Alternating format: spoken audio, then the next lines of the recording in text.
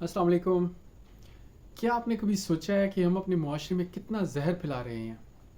हर इख्तलाफ पर गालियाँ, हर तनकीद पर इल्ज़ामात और हर बहस में नफ़रत। यूथिया, पटवारी, यहूदी एजेंट, काफिर, ये अल्फाज हमारे मुंह से इतनी आसानी से क्यों निकलते हैं?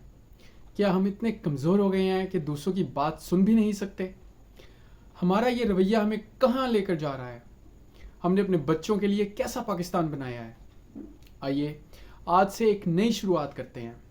अगली बार जब कोई आपसे इख्तलाफ करे तो उसे सुने, समझने की कोशिश करें, शायद आप कुछ नया सीख लें। याद रखें, इख्तलाफ राय हमारी ताकत है, कमज़ोरी नहीं है। हम सब मिलकर ही एक बेहतर पाकिस्तान बना सकते हैं। आज से खुद को बदलें, एहतराम दें, एहतराम पाएं, क्योंकि जब हम एक दूसरे को समझेंगे तभी हम आगे बढ़ेंगे। शुक्रिया।